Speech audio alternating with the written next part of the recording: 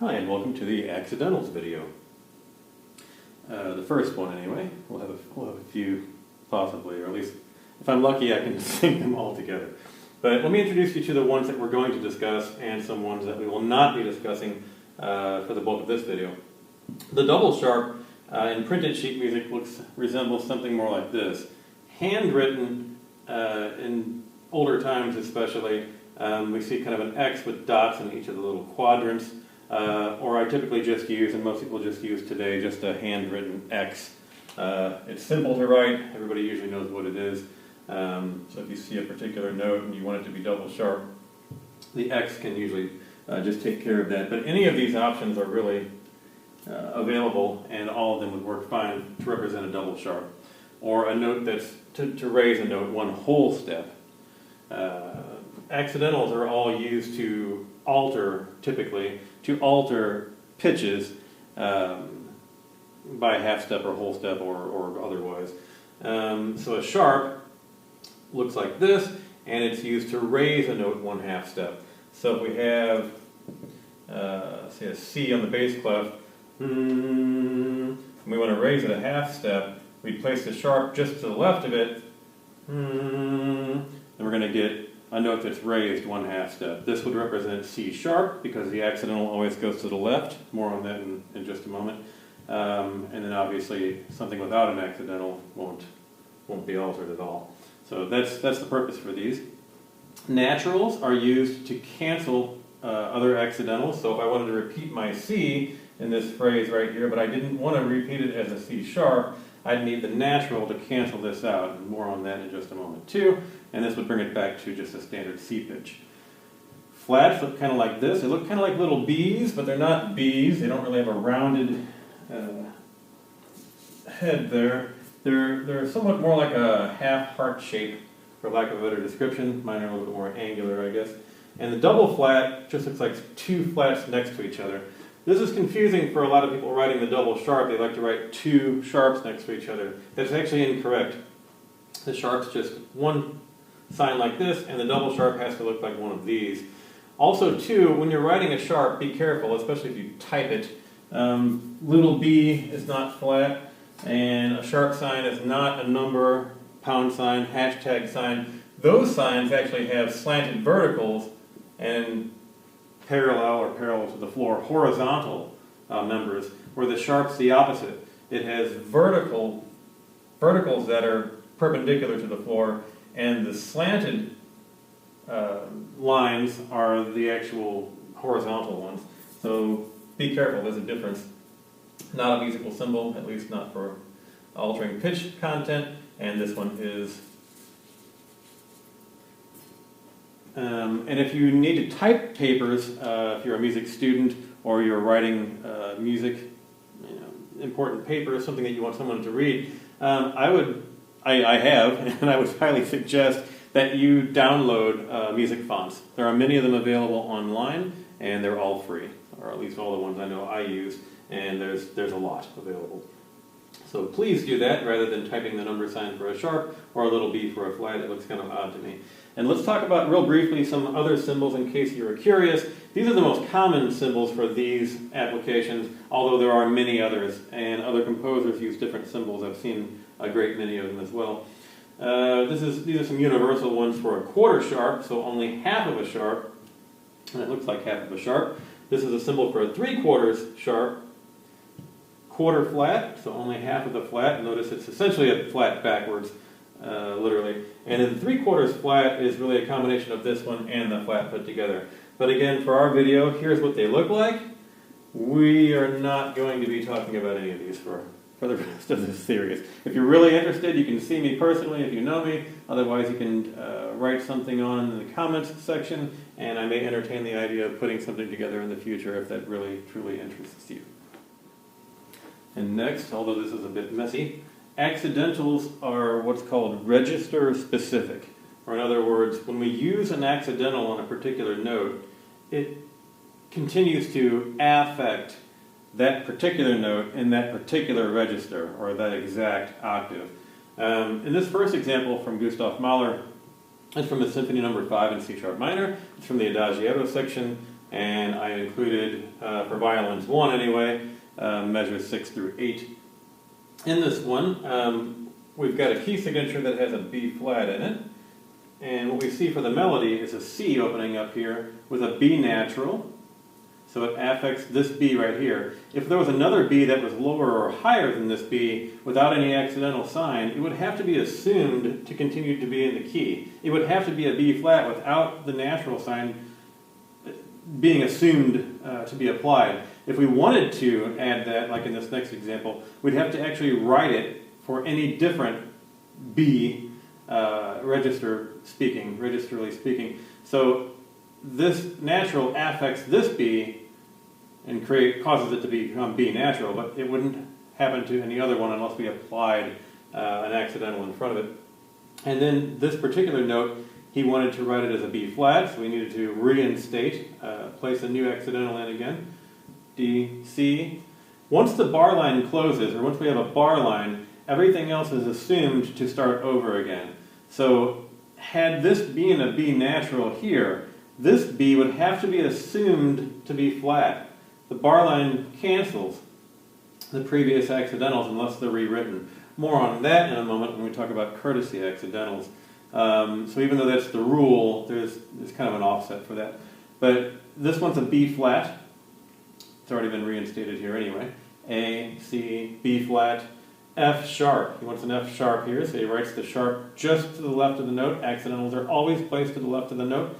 When you say them or write them on a page, you would say C sharp and write it the way you say it. Letter, accidental, or D flat. Or you can even write them out, of course, D, usually hyphenated, flat. But when we write them musically, the accidental always comes to the left. We never write it after, or it would apply to something that follows later. This is for reading purposes. So the accidental is always to the left of a note.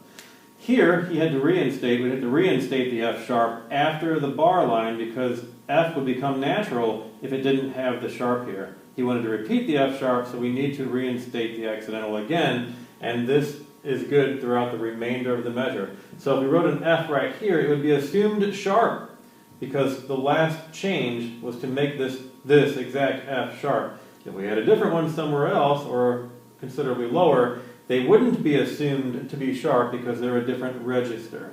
So if I wrote another F right here, it would be assumed sharp until we did something else to it that placed a new accidental that affected it differently. We should see that down here too. With the Beethoven excerpt from Symphony No. 3 in E flat major, the Eroica, Opus 55 from the first movement, measures 284 through 287 if you want to check them out with the score. This should be violins 1, key signature for E flat, we're in 3/4 time. Got a syncopated rhythm right here. He's going to open up this measure 284, with an E natural. That doesn't fit in our key signature, so we need the accidental here to let us know as a reader or violin player that we need to play an E natural. Same thing happens here. Bs are typically flat in the overall global key. At this moment they are not, so we need B natural. These two Bs do not have an accidental at all next to them because the natural carries throughout the entire measure. So these two Bs are also known to be B natural. Not B flat, but B natural because that was the last sign or symbol that affected, last accidental, that affected this note.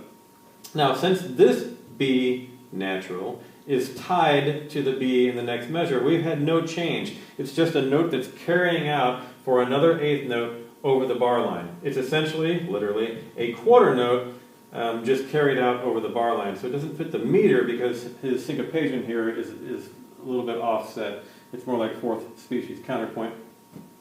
And what happens is this B, since it was natural here, is still natural here, but the next one that would be played needs to have the accidental reinstated because otherwise it would default to go back to the original key. So this would be assumed to be a B flat had we not placed the natural sign right in front of it. So again, the same thing happens. Over here, we need to reinstate the B natural anyway if we wanted one, but this B natural is an octave higher than the previous one. So you take a leap up here. It's the same thing otherwise, and same thing with this tied B natural over the bar line. It's just that now we have a new register. So when you have a new register, reinstate with a new accidental. Here, in this case, we needed to anyway, but had we not, had we had a B natural rewritten here and then rewrote another one up here, as in this, we'll make a change to Beethoven's music here. This is not what he wrote.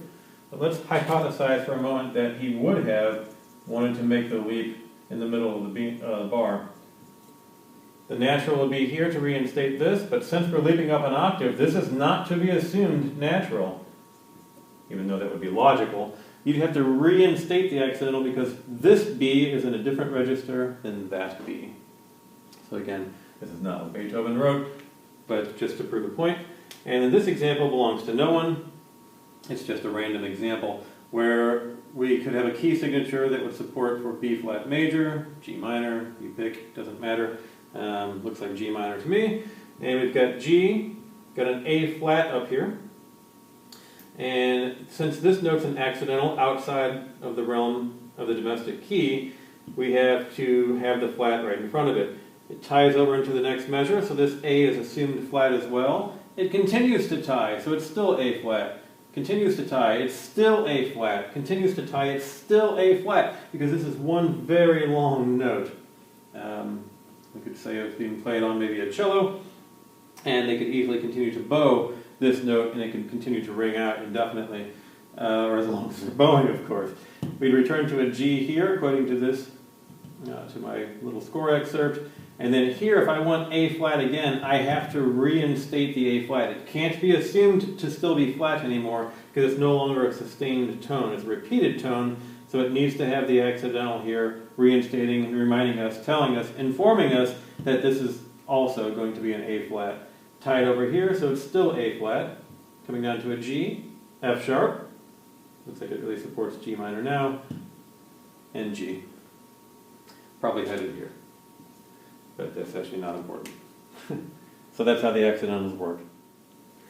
In this example, we're going to talk about courtesy accidentals. There's supposed to be an S.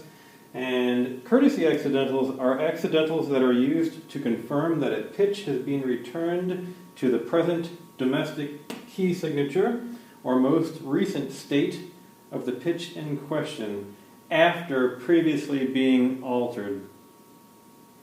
Or in other words, here in this J.S. Bach excerpt from the English Suite number 3 in G minor, BWV 808, from the Gavotte number 1, the measures in question are from 17 to 20 if you want to look it up.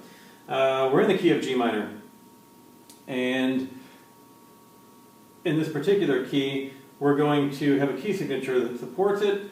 And what we've got here is some notes being altered to fit some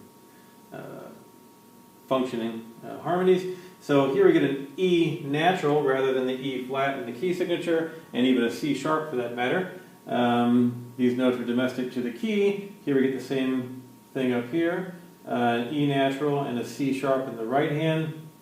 And this works its way to a cadence in D, a D. And when this happens, we get a reinstatement of an E flat here in the left hand and an E flat here in the right hand.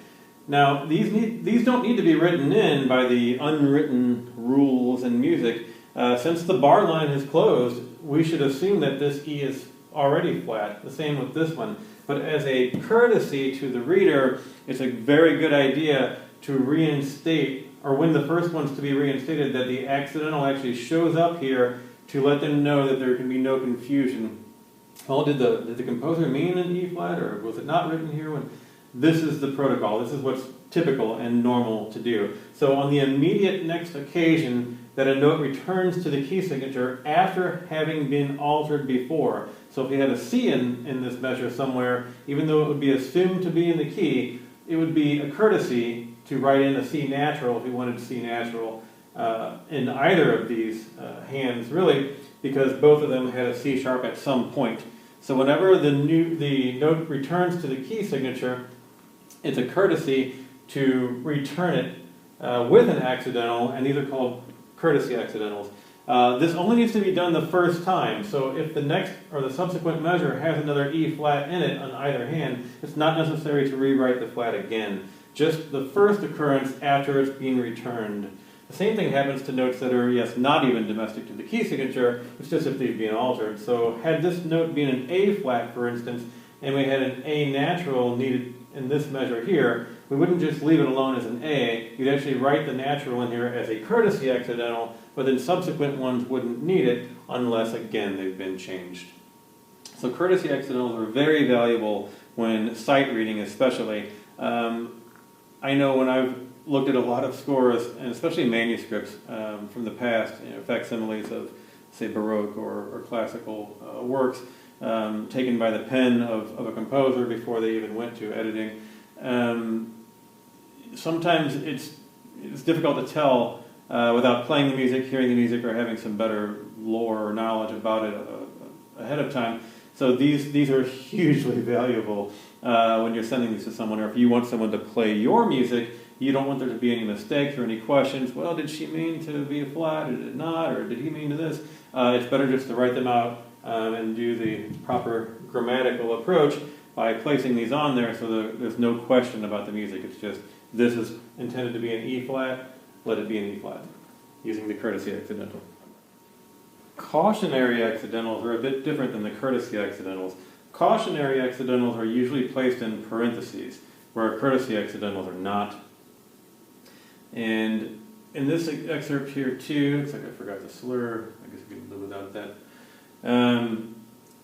What we have from Ravel, from Miwa, measure 3, if you want to take a look at it. Both hands are in treble clef at the onset, 5 flats, and the left hand's going to play the E natural right here, even though E flat sits up here. This is the first time it's happened, so that the first note that's not domestic to the key signature has happened. So the accidental goes here, showing that this is an E natural. And as you continue to play through this, the cautionary accidental here reminds the player, performer, reader, that this E is still E flat, like it says in the key signature. This could be a bit confusing though, because that same E just a moment ago was natural. So this could be a bit of a mess. Even though it was in a different hand, it still could be a bit confusing. This avoids that confusion and reminds the performer that, oh yeah, this is an E flat. Then the left hand dips back down into the bass clef again, and we get an E natural happening right on this pitch right here, which coincides with an E flat in the other hand. Actually, the right hand's got a note that's a half step below the one in the left. And just to avoid confusion, this reminds the reader, performer, that this is an E flat, but this one is E natural. This is already in the key signature. By the rules, I guess, the unwritten rules of music, if you will, these two are unnecessary. But this can help to clarify significantly the possibility of a performance here, because it just lets you know for sure that, oh yes, okay, these E's are flat, yet these two are natural. Courtesy accidentals, cautionary accidentals work this way. They also work on occasion in a larger score format, say an orchestral score, when maybe there's a page turn. Let's say the trumpet was playing a B flat on the page just prior to the turn. When the page turn happens, if there's one immediately afterward, maybe one in a key that it doesn't belong in, say the key of G or something, and the composer wants to remind the conductor that, oh yeah, the trumpet's still playing that B flat. Sometimes you'll see it in a cautionary accidental form, just like this, to remind you that, oh yeah, the B is still flat, especially if it's tied or something like that from a page turn. So these are sometimes used just to remind or to inform the reader that, yeah, these aren't affected. These are not changed. This is what's going on in the key at this moment anyway, but just to avoid potential confusion, cautionary accidentals are sometimes used, and they're almost always written in parentheses like this.